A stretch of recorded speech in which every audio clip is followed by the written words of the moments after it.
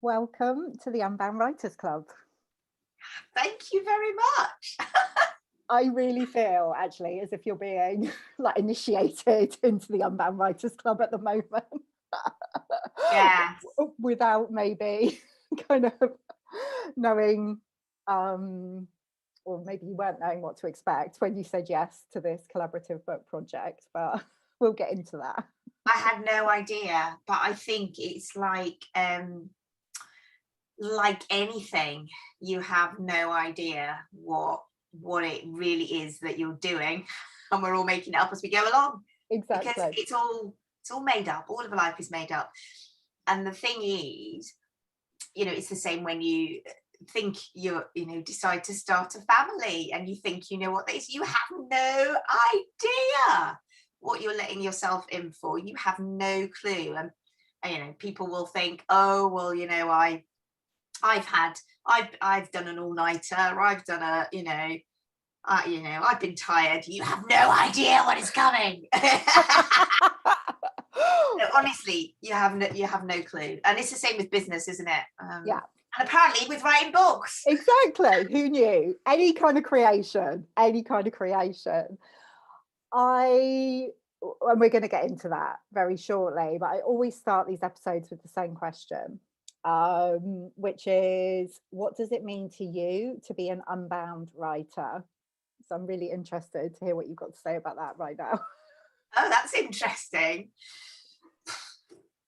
What does it mean to me to be an unbound writer? Well, the first word that comes into my head is freedom. Is freedom from the past, freedom from expectation, but it is freedom. That's the word that immediately popped into my head. Yeah. So when we first connected, and freedom, yeah, absolutely, that kind of flows through. That's the essence of Unbound for me as well. So I love that you said that. And I want to go back to when we first connected and you got in touch and you were like, I'm thinking about kind of writing, creating this book, and I'd like to have a chat. And I know you'd been thinking about like, maybe I write a book myself, but this idea of a collaboration had been coming through for you very strongly. Yeah. And, where did that come from? Do you know where that idea came from? I think it's a couple of things. Initially, I think it's partly because I thought it would be easier. I thought it would be easier.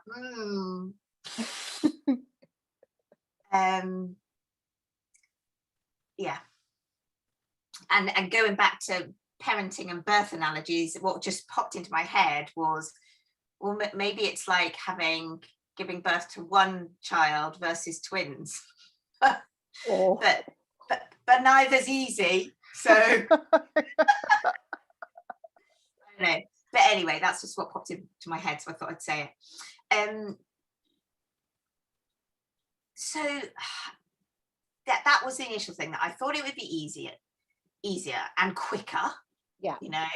And quicker, and would remove some of the barrier for me, maybe, of writing a whole book, like the whole time issue. And often I think time and money are often barriers to doing things. Yeah. And the time investment and the financial investment are often barriers. And so I thought, oh, well, this is a way where the cost could be shared between a group of people. We would all get a lot out of it. It would be a journeying together. And also, I suppose, one of the things in my previous life, I'm a coach now, a legacy life coach is what I call myself. So I really support people to create the life that they want, through, I work with around family and family dynamics and also business.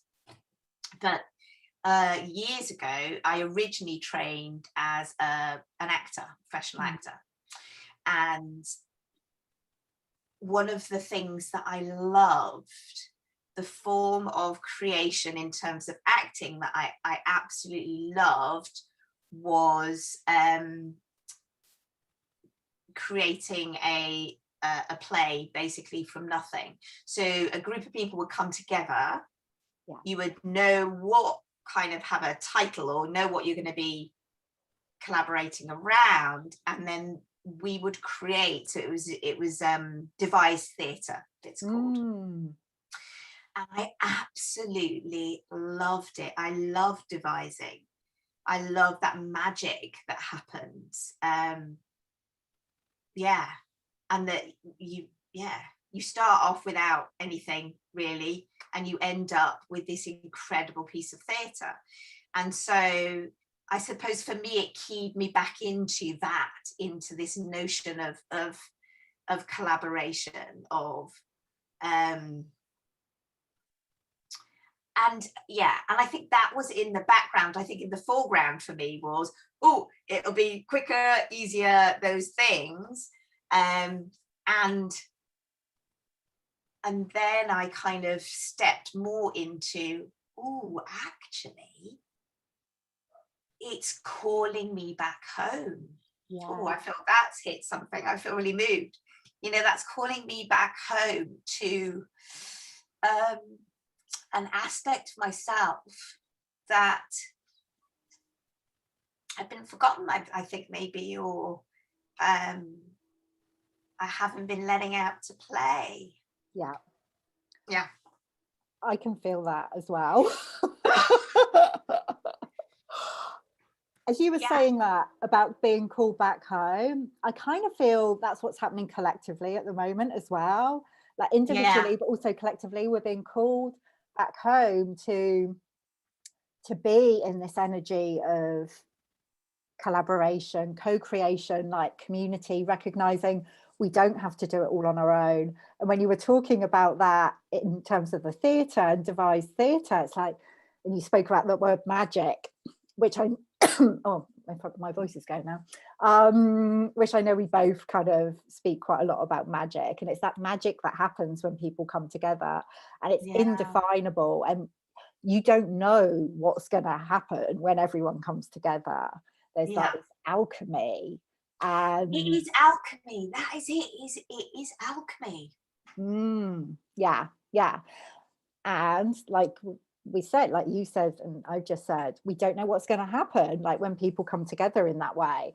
And that has been the experience so far with this collaborative book project, because we were like, at the beginning, like, okay, this is the plan, this is how we're going to do it. We're going to do it over this time scale, invite people to be part of it, and it is going to happen very quickly.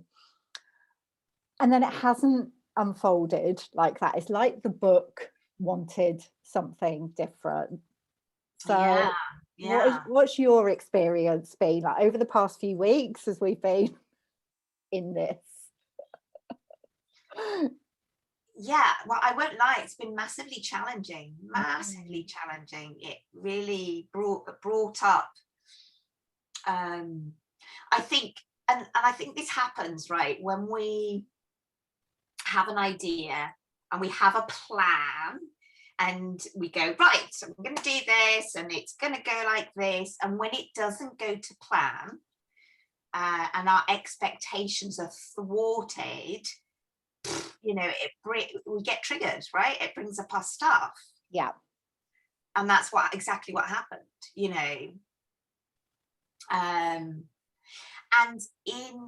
and whilst I was in that place of feeling triggered, in that place of self-doubt, of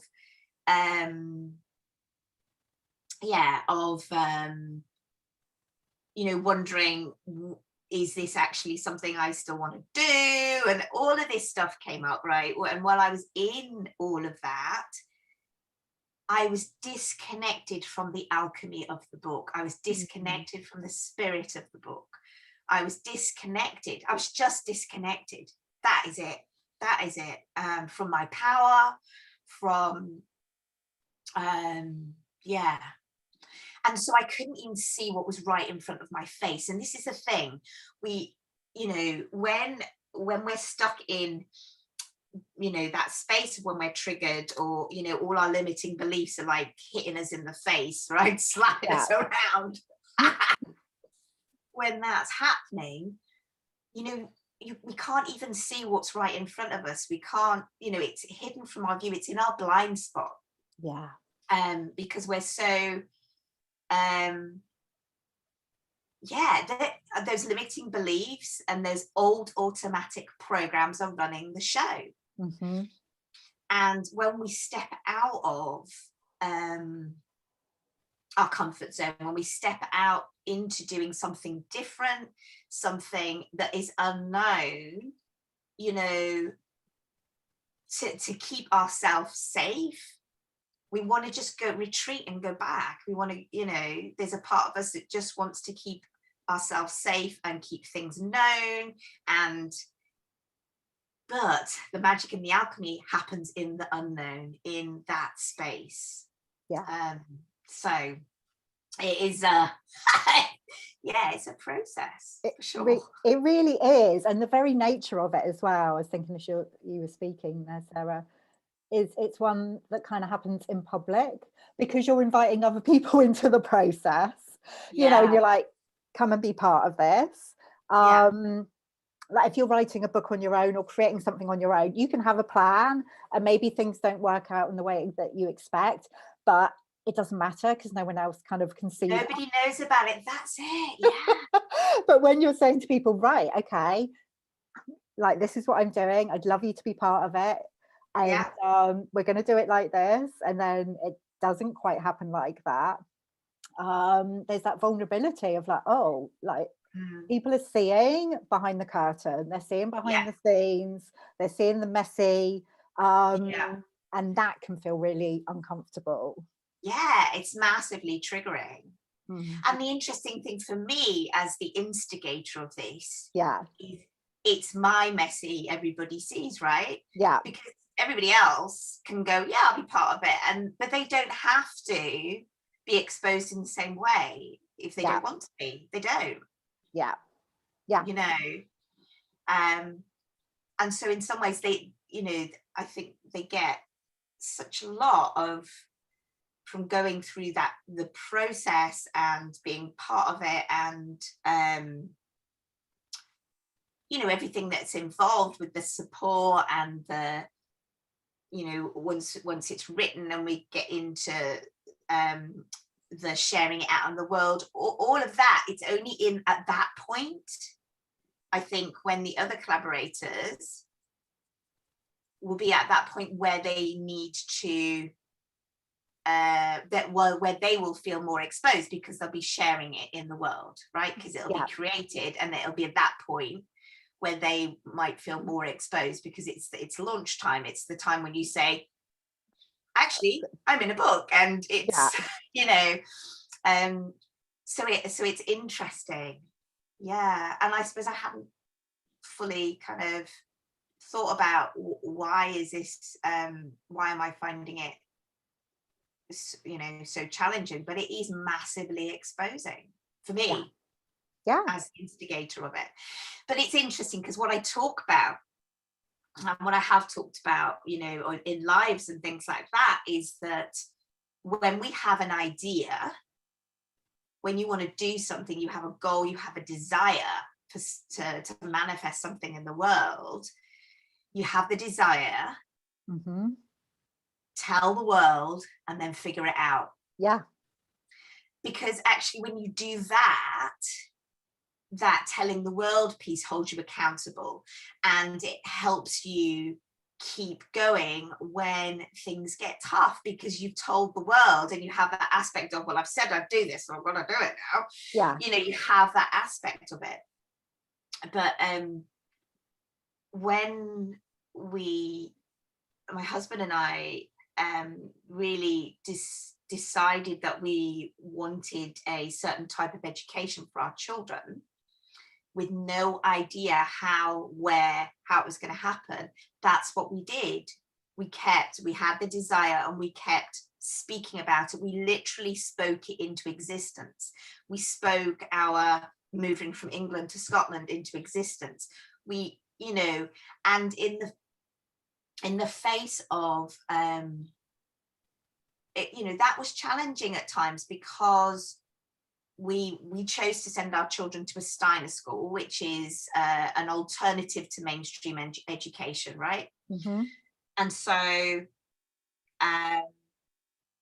when our eldest was at that going to school age time, you've got people constantly asking you, which school are they going to go to? So they'll be starting school right now, or you have that constantly. Yeah. The same as when you are pregnant and you're waiting to give birth, you constantly have people asking you when the baby's due, have you decided on a name, and did you find out the sex of your baby? Those three questions you get asked over and over and over and over and over and over again, right? And so, yeah, with that, we were constantly speaking that into existence without saying, well, actually, no, she's not going to go to the local school. And, you know, our plan is for her to have to go to a Steiner school. Right now, we don't know where that's going to be. Right now, you know, we're still working it out, you know. And that's, and I think people think you're brave when you do that. Mm-hmm. And then I seem to do things that people say that you're brave for, like, you know, I knew I wanted to give birth at home, for instance. Constantly people telling me, oh, you're so brave, you know. Yeah.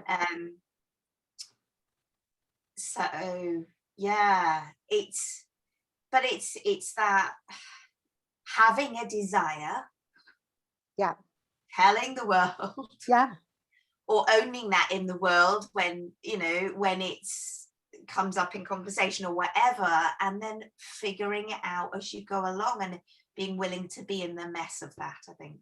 yeah, absolutely, You know. absolutely. Which, you know, I so honor you for doing, because I know how challenging it is. And one of the things I say is, like, the unbound woman or the unbound one goes first. Like, you have to be willing to go first. Like, you take that step, you make that declaration, and then, you know, you are following those breadcrumbs of inspiration. You know, you find your way from that point, but somebody has to go first. Otherwise nothing ever changes.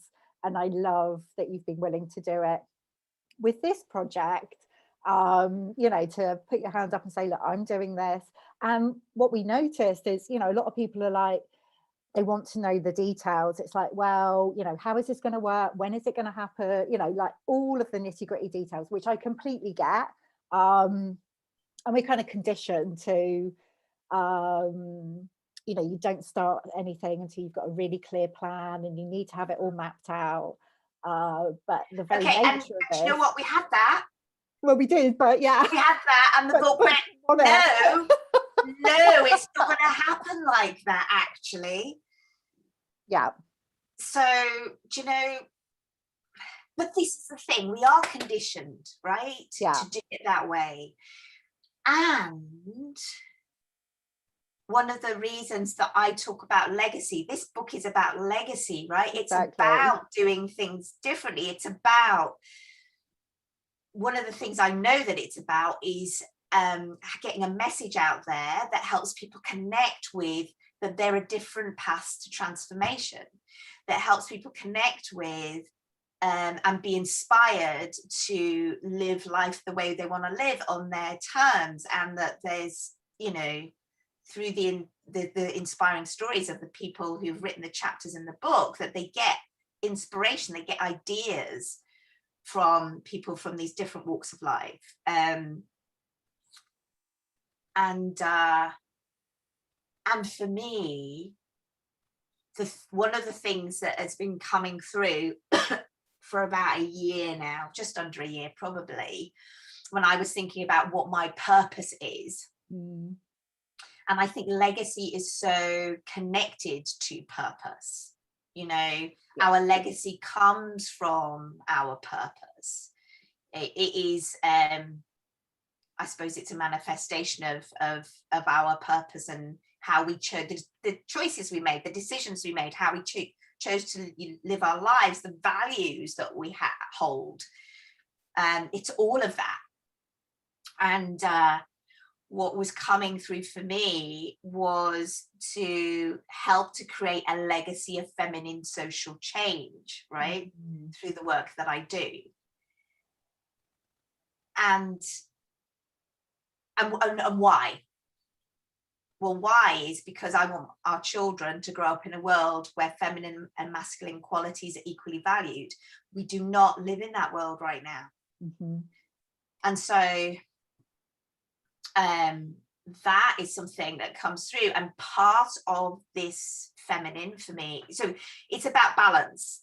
Yeah. I've been seeing the number 69 for months. When I first started seeing it, you know, I had a bit of a giggle. Yeah. And also but also I was like, I'm seeing 69 like everywhere, and it is that yin and yang, right? It is that thing that the masculine and feminine qualities balance. Mm-hmm. It's that sense of balance.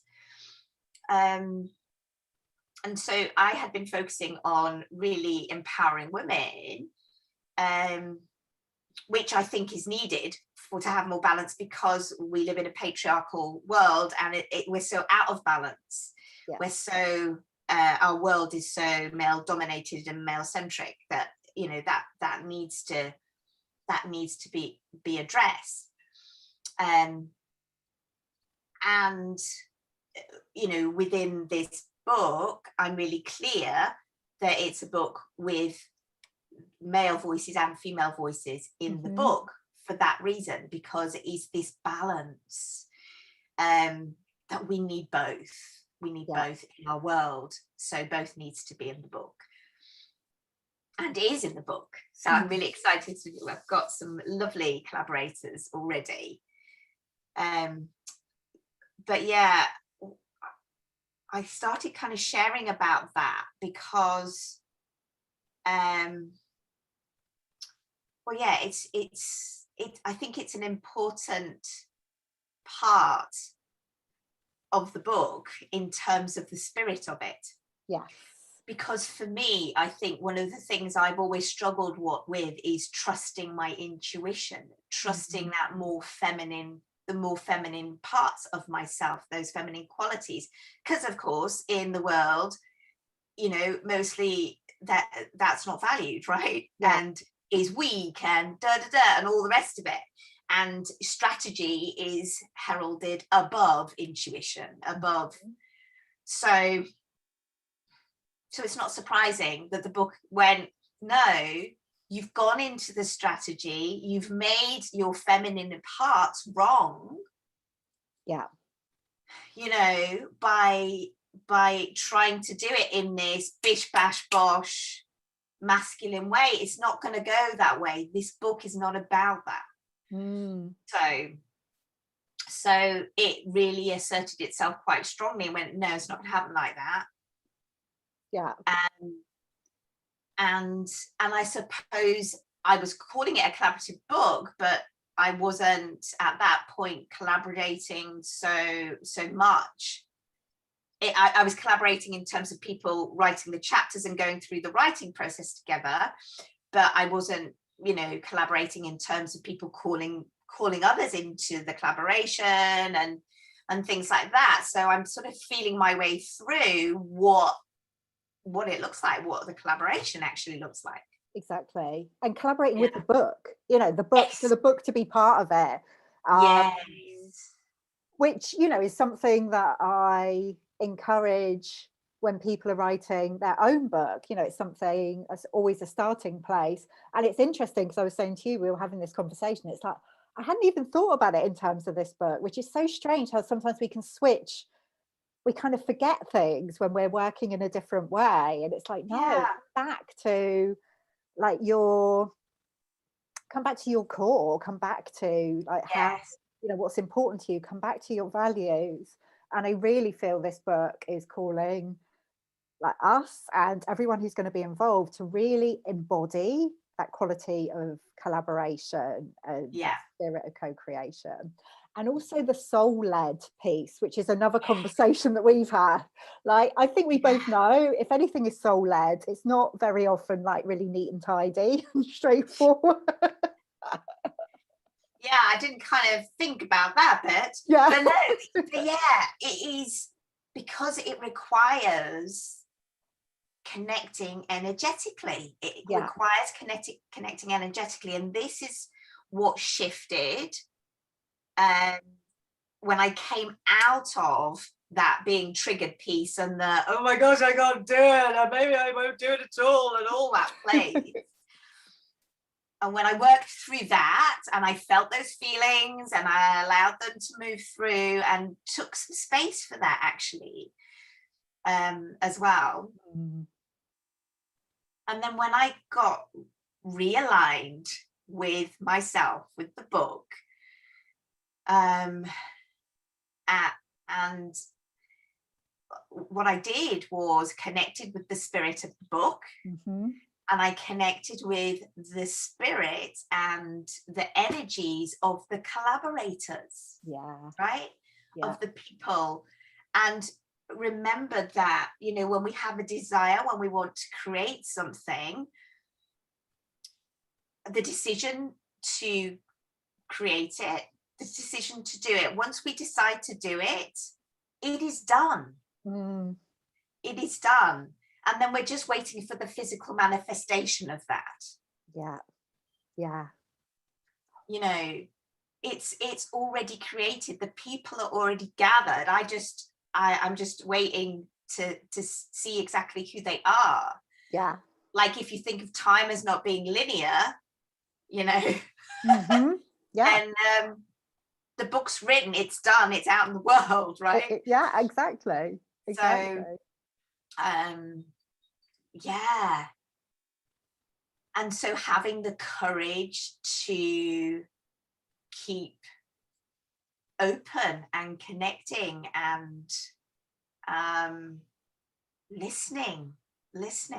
You know, I talk a lot about listening in the parenting work that I do. That's the foundation for all the work I do around that is this sense of listening. And yeah. And this is it too. It's that openness. And I don't just mean listening with your ears. It's listening is an energetic thing. Yeah. It's an openness. It's yeah. And this has been the big thing with my parenting work as well, that when I talk about listening, it's about being wholly present and energetically open. Yeah. That kind of listening. I love that there's so many there's so much alignment between the work, the parenting work you do, and also this process. It's so interesting, so interesting. Yeah. And that trust, I think, is like trusting, like listening and trusting. Yeah. Yeah, the trust is just massive, isn't it? It is. The trust is massive. Yeah. You know, trusting that it'll work out, trusting it'll all be okay, trusting that you know, it's meant to be the way it's meant to be, and its unfolding is beautiful and challenging and all those things. Yeah. But you know, once I got out of that triggered place, I could then see what has happened so far in this collaboration, which is people have gotten like I've invited people to take a look, right? Yeah. To see if this is going to be in alignment with them, to see if like writing a book about their legacy, their purpose, their mission and their vision in life, and the impact that can have by telling their story in this way. Like by inviting people to take a look at that, it has sparked for them. Like some people have gone, yes, oh my gosh, that's amazing, that's so in alignment, right? Yeah. Some people have gone, yes, that's amazing, it's in alignment. and then something has got in the way, like I haven't got the money, or I haven't got the time, or I don't think I'm good enough. You know, they got triggered as well. I got triggered, they got triggered, everybody got triggered. Everyone's getting triggered. Yeah, it's like, you know, it will trigger stuff in people. And then they've made a decision, whatever decision they've made, right? For some people, they've gone, actually, this is not in alignment with how I want to get my message out in the world. So they've had that clarity. They've got that clarity on, actually, I want to write my own book. I don't want to be part of a collaboration. Or actually, I don't want to write a book at all. Or, you know, whatever it is, but it's given that clarity in just simply by engaging with the question, like, are you interested in being part of a collaborative book, right? About legacy. That has it is already having an impact. This book has already had an impact. And one of the people who engaged with it, she realized that she didn't want to share about her legacy, or didn't feel like this book was a fit, but that she wanted to do her own book collaboration. And so it has been the catalyst for a whole nother book. I mean, that, if that is not alchemy, I don't know what is. I mean, that's just magic, right? It blows my mind. It really does. Like what it's activated already. Yeah. And I love that word that you just said, activation. It is an activation. This is an activation for whoever comes into contact with it, whether they choose to be part of it or not. It can activate and be a catalyst for something amazing in your life. Amazing. I know, they're tingles, right? No, isn't that, I mean, it is phenomenal. And so when I remember that truth, right? Yes. I got disconnected from that when I was in my, I'm not good enough and it's not good enough. You know, I went into, with that lady who's hosting her own book collaboration. I went to, my book's not good enough, she doesn't want me, and I'm not good enough, and maybe I shouldn't do it. And, oh my gosh, you're missing the point, Sarah. Missing the alchemy, because I'm stuck in my own head and my own worry and my own, I won't swear, in my own stuff, right? I'm in the quagmire. And I'm sure you know what word I would have used instead of quagmire. Absolutely. You know, in the mess of it. But once I came out the other side of that, I could see actually what has been activated. And when I was in the mess of it, and when I was being, you know, feeling all triggered and all the rest of it, I couldn't see the good that has come from it already. I couldn't see what had been activated. I think when we expect things to look a particular way, like if it doesn't look like that, we just make it all wrong. And it's like, you make it wrong. There is it's so a failure, much. And all of that. Yeah. I love it. We miss the goodness that has come. You know, and I think that's true for any time that we go into, whenever we have a thwarted expectation, anybody's listening, if you're in that place where you have had your expectation thwarted in any area of your life, then hopefully this will speak to you, and hopefully this book will give you the gift of seeing it in another way and allowing yourself to be with those feelings, to allow them to move through, and then get reconnected with your values, your goals, your truth, your mission, your vision, what it is that you are creating, and coming back to that truth. Yeah. You know? Oh, absolutely.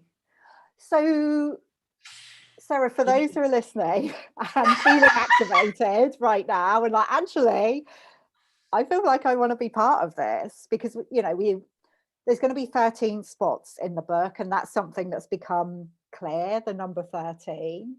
Yes. And a number of those have been filled already, which is amazing.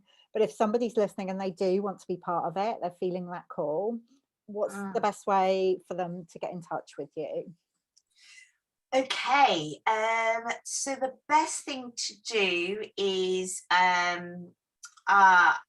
I'm sure there'll be somewhere to put a link in here. So we'll pop a link down below the podcast, so that you can click on the link and, you know, register your interest, you know, as soon as you do that, you'll get some information about what's involved, what you get as part of the process. And I've also created a Facebook group that people can talk, a Facebook group. So there will be a link as well to that. But yeah, it will take you to register onto my mailing list, and you'll get some information through about the about the collaboration. So amazing.